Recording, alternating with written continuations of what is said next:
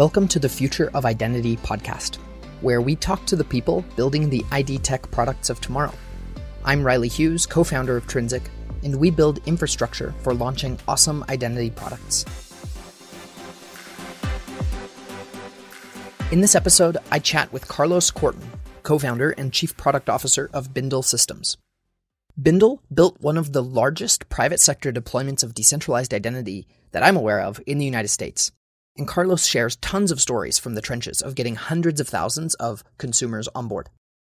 We dive into the go-to-market strategies they employed, including how they sold directly to verifiers, and how if he could do it over again, he'd focus even more narrowly on selling directly to verifiers. We talk about their business model and what they learned about making money with verifiable credentials. And we talk about some of Carlos's hard-earned lessons that he recommends to anyone building an IDtech product. But most of all, I really just enjoyed hearing their story. From the founding of Bindle through the pandemic, the deployment, and their decision to pivot away from a COVID product, I was engaged the whole time. I hope you enjoy this episode as much as I did. And one more thing before we jump into the episode. I've been getting some great feedback on the podcast recently. If this episode is useful, please share it with a friend or a colleague. We don't do a lot of self-promotion or ads or anything, so spreading the word is really the best way to signal to us that this content is valuable and that we should keep doing it. I'm always open to feedback as well, so if we can make the podcast better, or if you know of a guest that we should have on, I would love to hear from you. Thanks so much in advance, and with that out of the way, I hope that you enjoy my conversation with Carlos. Carlos, welcome. Thank you, Riley. Great to be here. So Bindle built an IDtech product, and you executed really well in the middle of the pandemic. And I know that now you're working on a handful of other things, but I thought it would be interesting to tell the story of the Health Pass product, which from my perspective seemed to be one of the most well-adopted and best executing Health Pass products of that era. And I thought it'd be interesting to just dive in from the beginning, talk about how it went, how it ended, and what insights we could pull out along the way. Yeah, I'd love to talk about it. Backstory to Bindle Systems is I'm the CEO and president of Possig & Hudson, which is a business incubator. And we had started putting R&D time into digital identity in like a 2016 and 2017 type of a time frame. But we were looking for a commercial application. And it remains a kind of elusive thing for anyone in the SSI space to figure out how do you make money off this type of an infrastructure. I think the philosophy is really strong, but in terms of like, how do you actually turn this into a business? Really tricky. And then the pandemic hit. And you'll remember the months when everyone was wondering how to reopen the economy and how are people going to travel again and how are people going back to the theater and how are people going to go to school and how are people going to do that in a way that's privacy preserving and respectful of civil liberties and things like that. There was a real push and pull and a lot of social stress. And even before the vaccine was deployed, there were already efforts to reopen the economy. One of the things that we used as a milestone is what would it take to reopen Broadway in a COVID era? And there are a bunch of companies that will cease to exist unless the economy is reopened in some way. So the founding team was like, hey, this is the perfect opportunity for us to inject self-sovereign identity into the world. What we liked is that the pandemic was a complete blue ocean space. There's just no incumbency. There were no expectations. Everyone was just grasping for solutions. So that lends itself really well to a startup.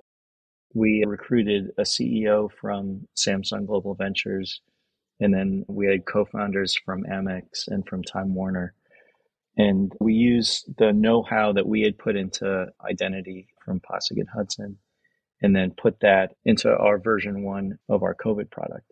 And we were live within a couple months. At our peak, we had about 350,000 downloads and 400 revenue clients.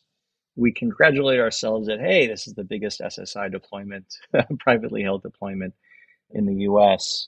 That was true then. I think it may still be true. I'm not sure.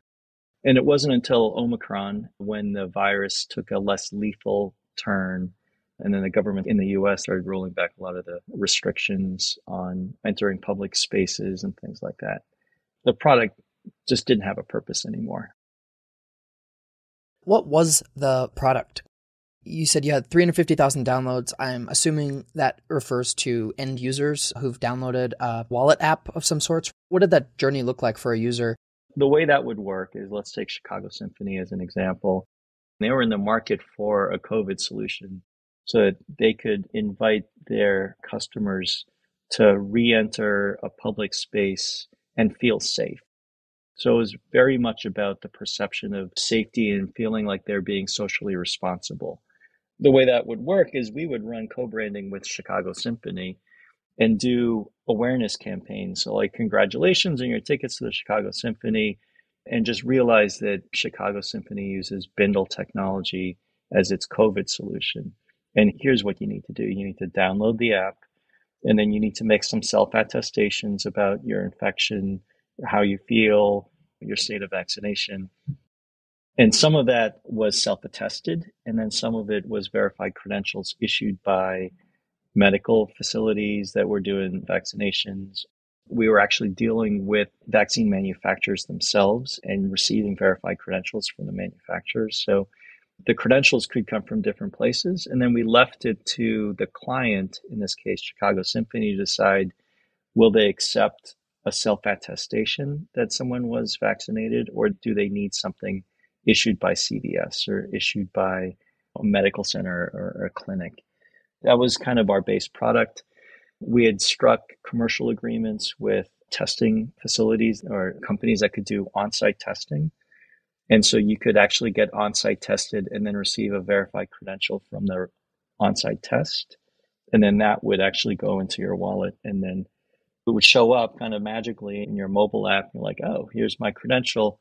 What you show to the screening agent at the usher or the health security person at the client site was a QR code. It was a zero knowledge proof, so to speak, right? So it's stripped of all private data, like medical data and that kind of stuff. Most of our clients had compound conditions, like either need to be vaccinated or you need to have had the disease and have recovered within a certain time period, or you need to have taken this questionnaire and make self-attestations or whatever. We were very flexible because opinions were all over the place in terms of what is responsible. And then some venues where people are tightly packed would have different risk profiles. Like retirement homes would have very strict requirements, and then open air public spaces would have much looser requirements. That was all just rules based in our application. And the clients could say, hey, listen, it's got to be Moderna or not. We're willing to take a self-attestation or a photograph of a CDC card. It was a little bit like roll your own is the way that played out from a client management perspective. Sounds like you'd been doing R&D in this space for a little while. You sort of knew the identity domain and you had a team assembled to tackle it. The pandemic hits and it becomes clear that the world needs a solution to this problem. People want to go back to life as it was. And although that maybe wasn't in the cards completely, people were clamoring for anything to get a little bit closer to that. So it seemed like the perfect opportunity. How did you determine where to start? How did you determine how that go-to-market pattern would look? And where did you end up getting traction that surprised you? We cast a very wide net. We started our initial outbound sales focused on industries that we felt had some sort of existential crisis, that their very existence was threatened by the pandemic. And so we went into theaters and live events. We got really early traction with live events in the summer of, what was that, 2020, I think. We had the Grateful Dead and the Dead & Co. touring group was one of our very first clients. And most of those are open air concerts. And Bindle was basically an adjunct to their health security strategy. And basically they had a Bindle fast path, right? So like if you download Bindle and you load your credentials, here's a fast path to get in. And for everyone else that has CDC cards or however else that they want to demonstrate that they're health secure, that they would go through kind of the regular commercial lines. We had really interesting take up with film crews, like football games, basketball games. The crew that was actually doing the recording would need to be able to demonstrate that they were COVID compliant. And this was still in the era of masking and bubbles and stuff like that. I know the NBA had a bubble that they were playing games, but it was in a very regulated and gated kind of a way. And then we were doing credentials for the crew that was doing the audio and the video and doing the production. So our strategy was to focus on institutions that had critical need. And then wherever we got early traction, we would double down and try and sell more of those. So we had a number of universities where they want to fill the stands, but then also they want COVID credentials for the referees and the umpires and for the players themselves. And then also for the janitorial staff that's cleaning the facilities, stuff like that. And each of those groups has their own screening criteria. So the student body had different criteria than the athletes themselves. If you're a student athlete, you need to have been tested within the last week. And if you're a student, the requirements were less stringent. There wasn't consensus. There wasn't a mandate, a federal mandate. It was a little bit like jurisdictionally and regionally. And then even at the level of a board of directors, my board of directors says that we have to do this. And then we would implement a policy that kind of conformed to that. Yeah. As I've seen IDtech products launch and companies try to create ecosystems, I've seen two approaches. One is the kind of cast a wide net, spray and pray, see what gets traction, which obviously has the advantages of like nobody knows a priori where things will take off. On the other hand, there's advantages to building where there's overlap, where there's one user who can download the Bindle app once and use it at multiple places, for example. You might want to call these clusters or heat maps or something like that, where you can get subsets of people who have overlap. And generally, that works better when you are narrowing in or doubling down on a specific thing versus going wide. So how did you balance those two things? Did you find that there was a greater uptick of adoption when people could reuse the app in multiple places, or did it not really matter? Were people just fine to download it once for the Chicago Symphony and then just delete the app afterward and never use it again? What did you learn from that? That's a great question. So what we found was in our initial deployments in just getting off the ground that it was going to be single client. So it was the Chicago Symphony, and most of those customers had never downloaded Bindle before. There wasn't the expectation of massive reuse. But what ended up happening was that within a community, we call it an industry group, we kind of went viral within the symphony orchestra space. And it turns out that all of the managers of symphony orchestras across the nation, they all talk to each other about what are you doing about COVID credentials? And we started getting buzz within that circle. So we started picking up orchestras and symphonies in other cities as well. The closest we got to geographic density, where we felt like we had a path to consumer reuse, was in Indianapolis. And I give credit to the institutional leaders in Indianapolis. They kind of knew of each other and they kind of self-organized to say, hey, listen, we're going to use Bindle.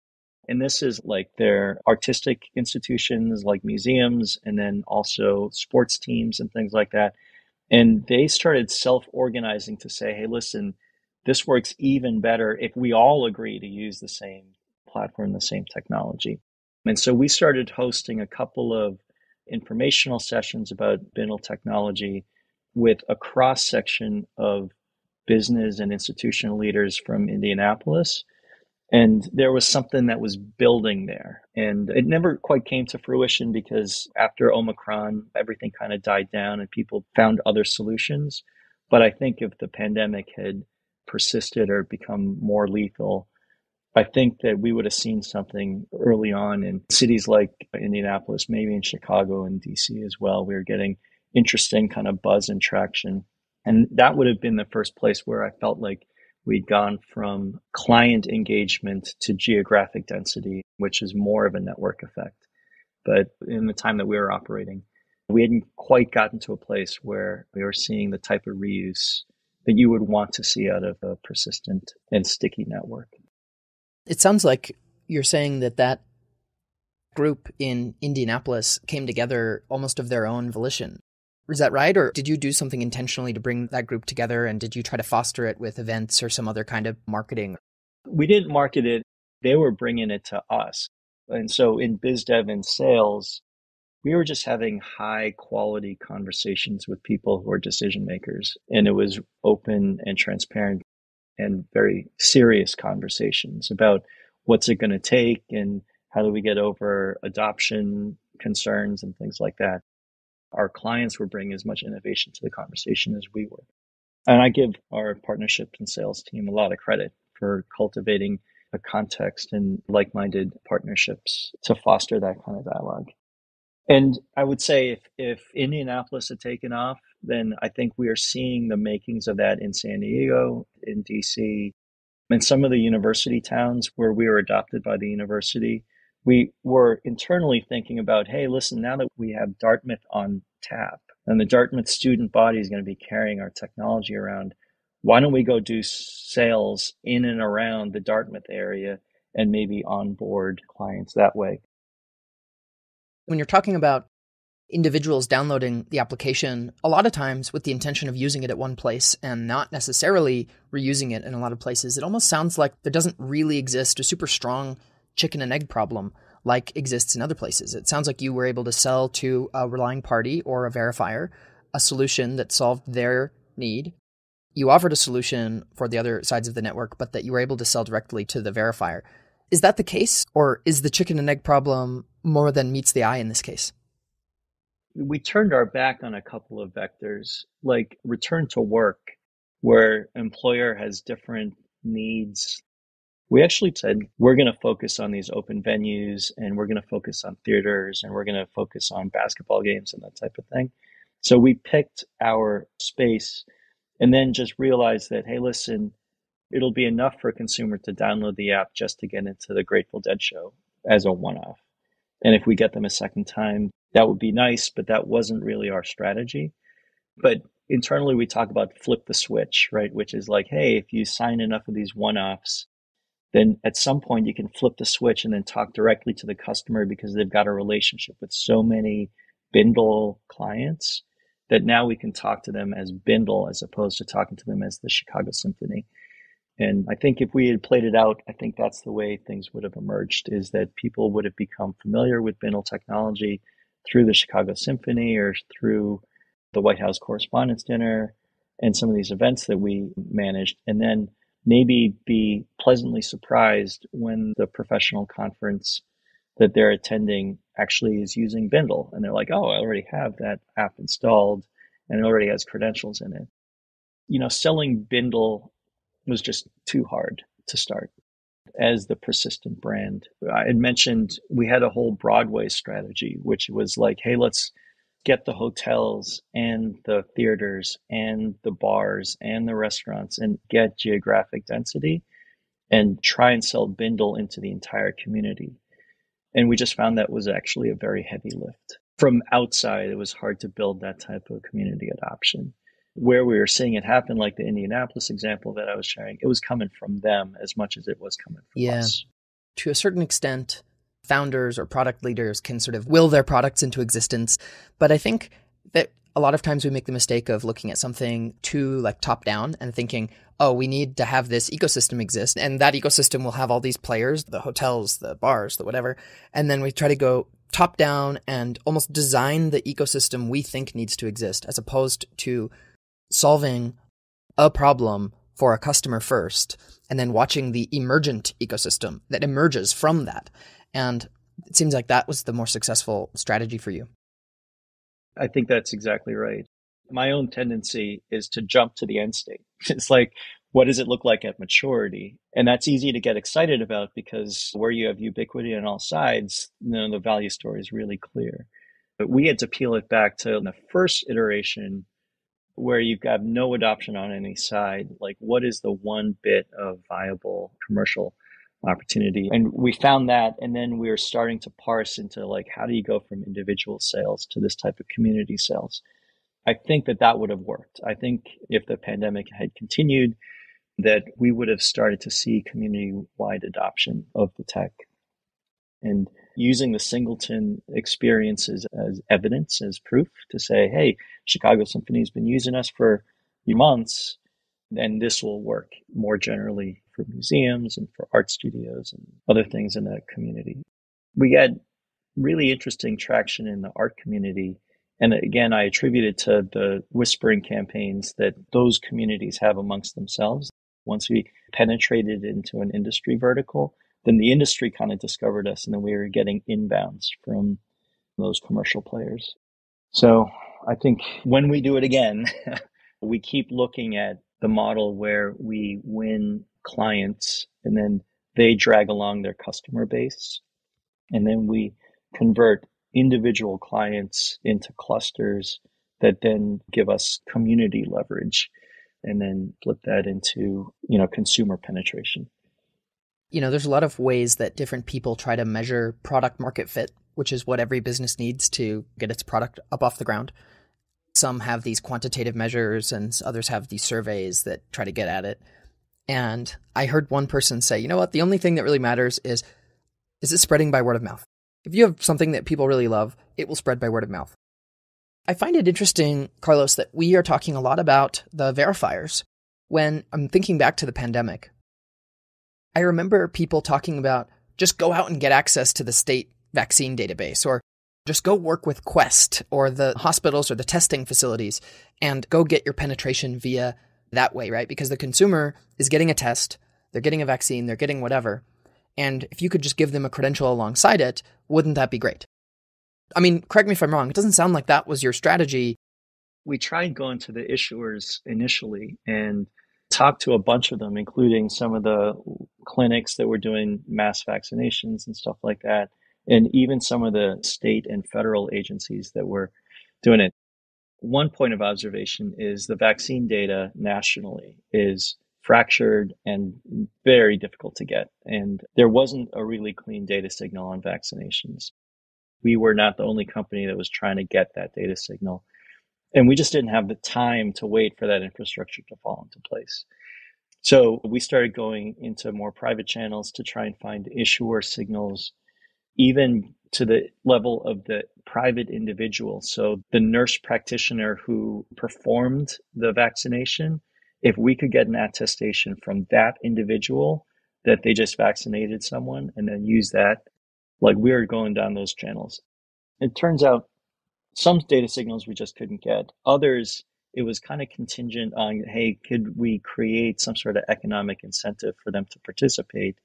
And then those conversations usually ended with how many customers do you have and how many verifiers do you have listed? And as especially in our early days, we're like, we got none.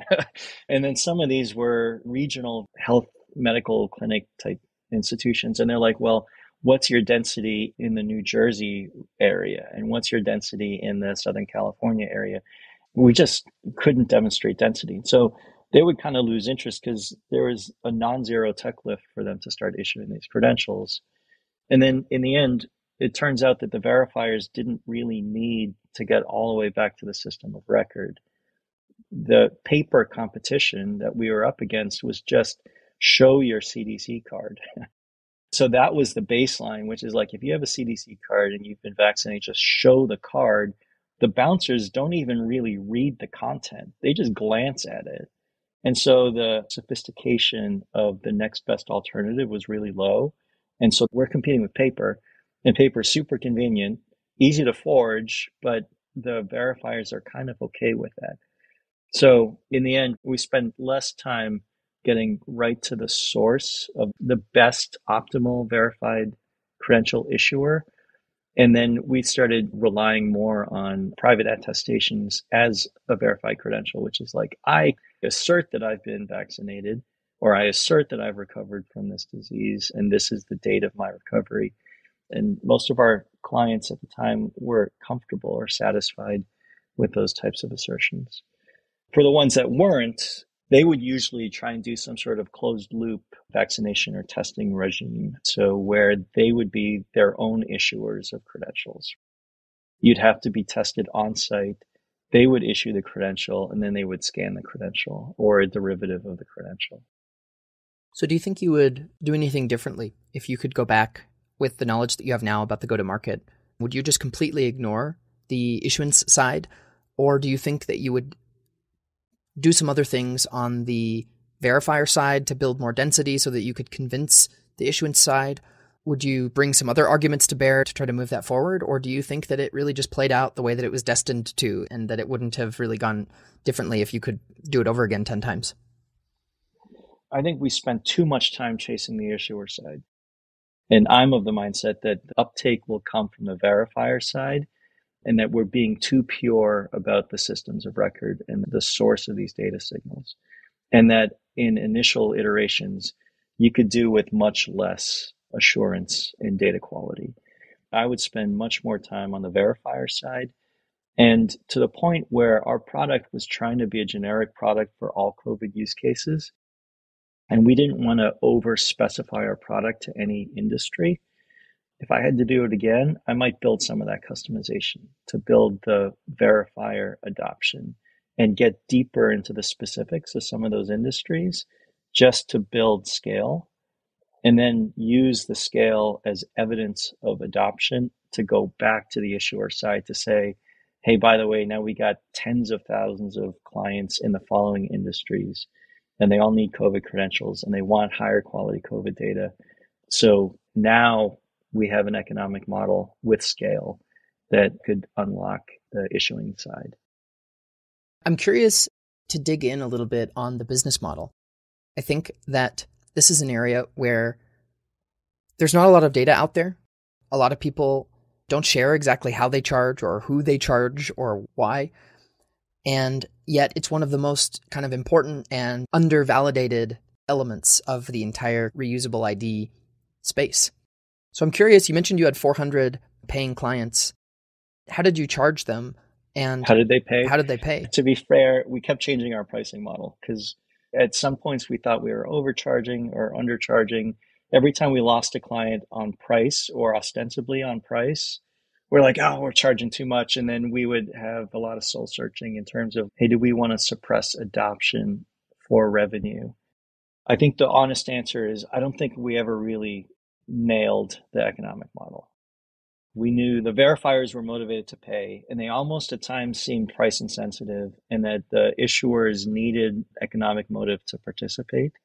Our intention was always that we would collect from the verifiers and we would distribute some portion of that revenue to the issuers who had minted certificates that went into admission to these events.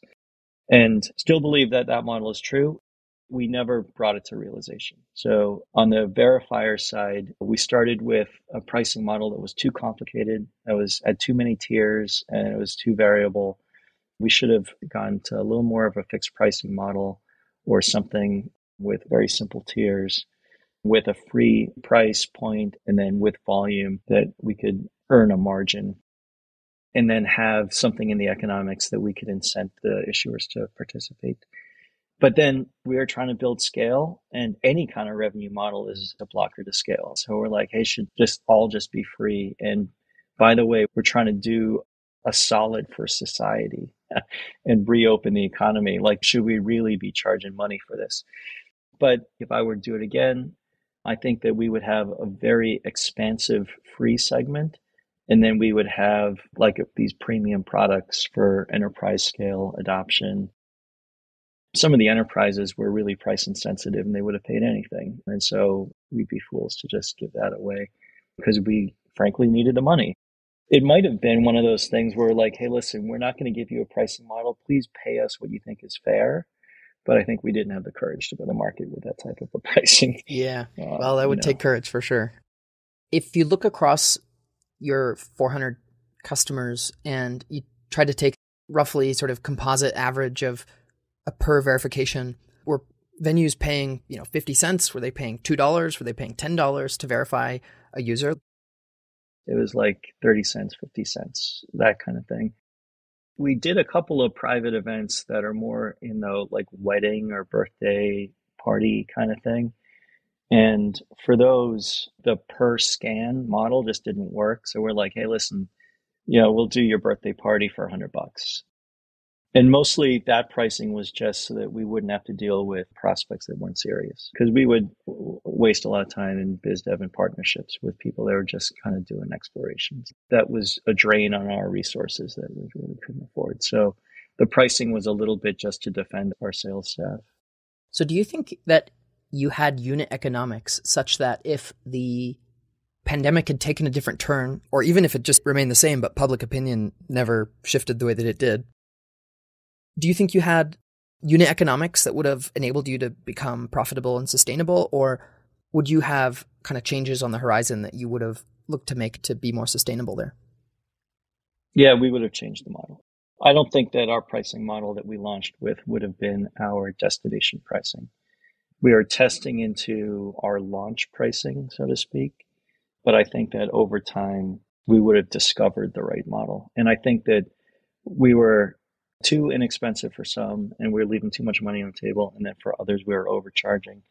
And I think we're in the process of discovering the nuance of that pricing model. And I know for a fact that there are a number of institutions that would have happily paid 10 times as much as they had paid us and would have been glad to support us, even just as a community service. Like, we believe in what you guys are doing, and so we want to overpay you. I'm sure it was different across industries and different across use cases, perhaps even geography. And then at the same time, if you capture all of the value that you create, you don't leave any surplus for the customer to feel warm and fuzzy inside, and it's, much less likely they'll refer you. It's a tricky one. I appreciate you sharing the learnings that you have here. And, if you learn anything else along the way, let me know, because I'm still trying to figure this out too.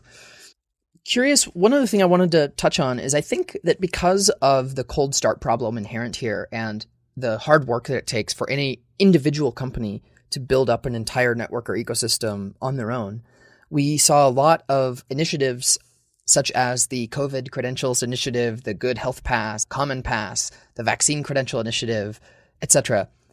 What was your participation in those? What is your take in retrospect? Do you think those helped? Did you spend enough time, too much time in those kinds of organizations? Would they have been more effective if they would have done something different? I guess, what's your retrospective on how those initiatives impacted your adoption at Bindle? So we paid attention to what was going on in terms of the standards bodies were working on things, and we participated in some of them, but a lot of them felt like they were an intellectual exercise as opposed to something really practical. And so we would kind of listen with one ear, but a lot of what we built was just proprietary, what it needs to be, and just to get ourselves live and functioning.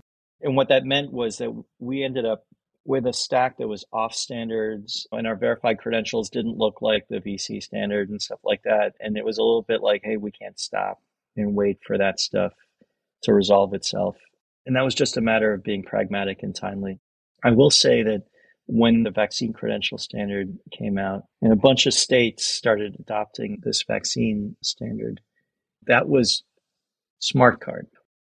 Once that started getting adoption, what we could offer our clients in terms of footprint and data quality became much better and very quickly. And so I really give the smart card group a lot of credit for smoothing the way.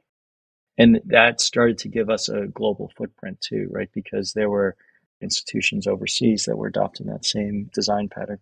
So I'd say it's a very mixed bag. I don't want to be too harsh, but we may have wasted some time chasing some of the standards.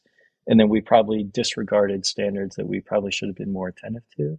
And then we were beneficiaries of some too. And it's hard to know in advance which of these things is going to be important. We were constantly listening and participating and making ourselves available. But then it was like constantly making management decisions on, are we going to wait? Are we going to act? Are we going to adopt? Are we going to ignore? And I think that's part of the job, is to navigate that. I think this is a really challenging one for product leaders and founders, because part of your job as a leader of a product initiative, whether you're a founder or a product leader, is to be endlessly optimistic and rally the team and get everybody excited. And on the other hand, it's part of your job to be a skeptic and a realist and try to see reality as clearly as possible, and don't drink your own Kool-Aid, and try to see things for how they are, really. Sometimes it means this isn't going to work, and you should probably spend your time elsewhere. Whether that means that the market just didn't want the product, whether it means the market changed, like in our case here with COVID, with Omicron entering the picture and the virus just mutating in a way that made the product have a different impact than it did previously. When did you first know that things were going to need to change? And how did you get there? This was the source of a lot of, I'd say, healthy debate. Among the founders, we disagreed on when it was time to stop. In retrospect, I think that we persisted with the COVID product for probably 6 months longer than we should have. We should have probably pulled the plug sooner and rolled forward sooner. But even in the scientific community, the jury was out in terms of what was the trajectory of the virus and the trajectory of the pandemic. And so if things had gotten worse, or if the next permutation was incredibly lethal, then suddenly Bindle is super important again for society. And we're like, listen, do we really want to mothball this thing? Because some of the, I don't know, the variants that were in Southeast Asia or some of the variants that are in sub-Saharan Africa right now seem really problematic. We're also divided in terms of revenue onset, in terms of like, hey, do we want to focus on earning revenue or do we want to focus on adoption? Initially, we were very focused on verified credentials with a lot of data provenance. And then we shifted over time to more self-attestation, which we're like, hey, if this is self-attested, why does it have to be a verified credential? Like, it's super, super over-engineered for what this product is turning into. We should be able to do this with a much lighter infrastructure, and shouldn't we pivot on that? And even if we do stay in the COVID space, is it really something that needs SSI and verified credentials? So opinions all over the place. I think that we got to a place where once the founders were unanimous, it was really easy to act. But while the founders disagreed, even amongst ourselves, it was really hard to push forward and refocus our attention. Once we mutually agreed that we needed to focus on something other than COVID, what we loved about COVID, so to speak, is there was a lot of blue ocean space and there was no incumbency, and society hadn't set expectations for what responsible means and how to act. And so that's a really great opportunity to set behavior and to set consumer expectations. More generally now, the use cases that we're looking at, it's very hard to find something analogous where there isn't an incumbent process or an incumbent practice, which is much less sophisticated, much less reliable than verified credentials. Frankly, we've spent many months looking for the next great application for digital identity, and it's not obvious. There's a lot of people out there tackling one of these other verticals that you're talking about. And, what is something that you learned that you wish you knew sooner that would be useful for these folks who are building in these areas? Whether it's tech stack you chose, whether it's the go-to-market path you chose. I think there's a lot of takeaways from this conversation so far, but is there anything else that you'd like to just call out explicitly that would be helpful for people? My axe to grind recently is that we do not lead our strategic conversations with identity anymore. It's always, to my prior point, that, hey, focus on the verifier. What does the verifier need in all of its complexity, and embrace the complexity, even if it's beyond the horizon of identity. Just solve their problem and build the adoption. And so launch a product that is relevant to a verifier and build identity in as a necessary component, but you don't lead with identity. I no longer believe that identity and data privacy is a winning pitch on its own. You need to lead with what is it that you're unlocking. You're getting customers in the door, you're increasing sales. Like, what is it that you're doing? And then the fact that you're using SSI as the vehicle for that, your clients pretty much don't care. We like to say that consumers really care about data privacy, and in the end, they really don't care. So I really look at value independent of identity now. And then just, as a founding principle, we're committed to the fact that we will use digital identity technology in our products, but we're a product company and not an identity company. So I think that's part of our pivot now, is that we're looking for commercial solutions, and then we're committed to making sure that identity is part of our stack as a core enabler. Awesome.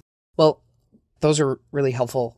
I tend to hear consistent things from folks who've been in the arena for a few years. They tend to come out with similar takeaways. And so hopefully the repetition on this podcast of some of these concepts of like just solve a problem for somebody, you can incorporate identity into the product that you're building, but focusing on solving the problem instead of focusing on the cool, fancy technology is something we hear a lot. I can give you one more lesson, and this is a little bit of a soft pitch for Trinsic. So when we went and launched Bindle COVID, like we did everything on a full proprietary stack up until the blockchain layer. We had a blockchain implementation. That wasn't homegrown blockchain. That was boxed. But at the time, the infrastructure of the service providers out there for identity, we weren't familiar with them and we didn't know how to implement them. And we felt like it was still an emerging space. If we were to do it again today, we would not build our own identity layer. We would use a company like Trinsic and use the types of features and capabilities that you guys have implemented so that we could focus on the business application layer and the client engagement stuff and the pricing model and the type of stuff that we've been talking about without having to worry about the different ISO standards and the different VC formats and stuff like that, and just focus ourselves on the right level of the stack. That wasn't the case when we launched. We felt like we had to build everything ourselves. But I think that in the time since, the marketplace has really shifted. And I think that there are really good solutions out there for identity that save a product owner like myself from having to design and implement it. Always appreciate a soft pitch, right? So appreciate that. But really, it goes back to, I think it was Jeff Bezos or something gave a talk about what makes your beer taste better. If you're a brewery, focus all your efforts on just what makes your beer taste better, not all the ancillary things that you could be doing. And I think honing in on, as a company, what is your unique special sauce that you're going to bring to the marketplace? If your special sauce is inventing new crypto or implementing standards, then great. If your special sauce is solving a business problem, then focusing all your efforts there and leveraging other components where you can is really helpful. Well, I like to ask everybody as we wrap, what does the future of identity look like to you? And why does that matter for the world? Fast forward 10 years. How do you think the landscape looks? Maybe feel free to bring in things like AI or anything else into how you think the future will shape up and how identity fits into that. I think identity is maybe the most important problem in society today. I attribute all the truth in journalism problems and misinformation to identity. So I think the answer is that we're going to somehow, as a global society, need to anchor on some sort of definition of personhood, some sort of absolute truth on how is that recorded and how is that portable and how is that demonstrative. And then we're kind of rebuild society from that kernel. So for public services and access rights and permissions, I think all of it needs to tie back to that kernel. Now, like, what is the leading edge? I mean, that's what everyone's kind of hunting at. How can you begin a transformation to that end state? But I do think at some point there will be some sort of reliable identity anchor, and then everything will emanate from that. So in lending and attestations of truth and legal obligations and like IoT devices will have digital identities. So all of it, I feel like it'll be a pervasive technology at deployment. And we're in this really awkward place now where we're struggling with all the downside of not having an identity infrastructure as a global society. And a little bit of what needs to motivate the change is to see how bad it can get. It's kind of bad. And it doesn't help that the institutions that are bleeding a lot of money due to identity, they're not incented to really report it to the street, right? Because their stock price is going to tank. But that companies like big banks and like the ticket masters of the world, they're bleeding losses due to identity. And when the right recipe comes along, I think that'll massively change their industries and how we experience them as consumers. So it's the problem of our generation, and we're right there for it. The problem of our generation. I love it.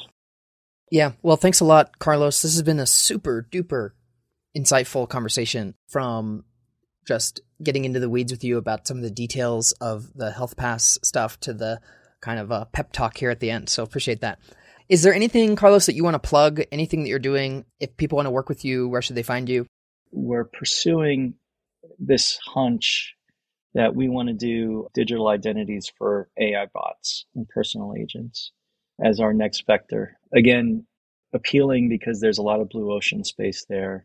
It's very promising from a convenience and ease from a consumer perspective. And then we think that there's a lot of economic motivation for institutions as well. And the fraud and trust issues are dead blockers, right? So these personal agents will be constrained in what they can do just based on lack of trust. So to me, it just screams identity. We're really interested in building a coalition of like-minded people that are thinking in those terms, and see if we can unpack a protocol and a platform that can embrace that. So yeah, you can send me an email at carlos@bindlesystems.com, but very interested in having that conversation with a wide audience of smart people. So cool.